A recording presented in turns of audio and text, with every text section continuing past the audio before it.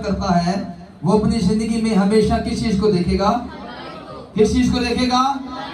तो कौन कौन आज अपनी जिंदगी में भलाई को देखना चाहता है? हालेलुया। जोरदार नारा लगाएंगे खुदा की पाक हजूरी में, बोलो खुदा मेरी यीशु मसीह दी। Hallelujah, thank you Jesus. Hallelujah. स्वागत है जीसस।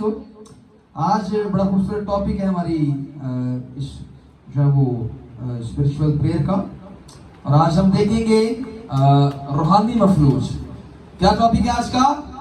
रूहानी मफलूज। ये सुनने में बड़ा अजीब है, लेकिन जब आप इसको स्पिरिचुअली तौर पर अपनी जिंदगी में लेंगे तो यकीनी तौर पर खुदा आपको बरकत देगा। तो आज मेरे साथ निकालिएगा, क्योंकि आज मेरे पास टाइम थोड़ा है, तो मैं चाहूंगा कि इसको जल्दी से मैं वाइंड अप कर सकूं। और मेरे साथ निकालिएगा यूहन्ना की अंजील और उसका 5वां बाब और उसकी दूसरी आयत से लेकर हम 10वीं जो है वो आयत तक जो है वो खुदा उसका दूसरी आयत से लेकर 10वीं आयत तक। Hallelujah, thank you Jesus. Hallelujah, गौर से सुनिएगा। Hallelujah, hallelujah. ये बड़ा खूबसूरत वाकया है, अगर किसी ने निकाल दिया तो वो जल्दी से। मसीह में आपसे भी सलामती हो। सो आए मेरे जीजो, हम खुदा की कलाम मुक़द्दस में से यूहन्ना उसका 5वां बाब और उसकी दूसरी आयत से पढ़ेंगे। और खुदावंद के पाक कलाम में लिखा है, यरूशलेम में भीड़ दरवाजे के पास एक हौज है जो इब्रानी में बेते हस्दा कहलाता है, और उसके 5 बरामदे हैं। इनमें बहुत से बीमार और अंधे और लंगड़े और मुर्दा लोग जो पानी के हिलने के मुंतजिर हैं पड़े थे, क्योंकि वक्त पर खुदावंद का फरिश्ता खोज कर उतर कर पानी हिलाया करता था। पानी हिलते ही जो कोई पहले उतरता शिफा पाता। उसकी जो कुछ बीमारी क्यों ना हो। वहाँ एक शख्स था जो 38 बरस से बीमारी में मुब्तला था। उसको यीशु ने पड़ा देखा और ये जान कहकर वो बड़ी मुद्दत से इस हालत में है, उससे कहा। पर गौर करते हैं तो हमने इस वर्ष पर देखा और ये सुना और ये जाना और ये समझा कि यहाँ बात हो रही है किसकी?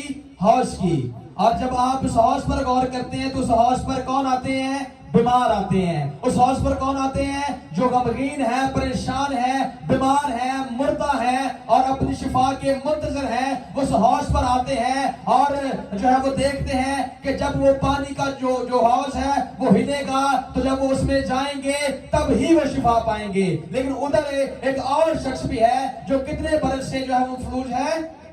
कितने बरस से?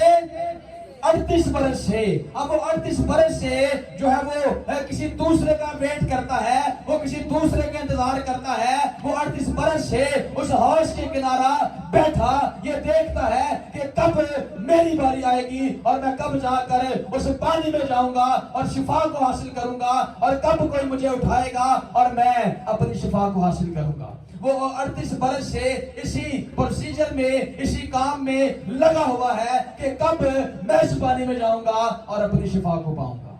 लेकिन जब यीशु मसीह उस जगह पर आ चुका है, जब यीशु मसीह उस जगह पर आया है, तो मेरे चीजों जब आप एंड वाली वर्स पर गौर करते हैं तो लिखा है कि यीशु क्या कहता है कि चल और अपने 4 पे क्या कर ले।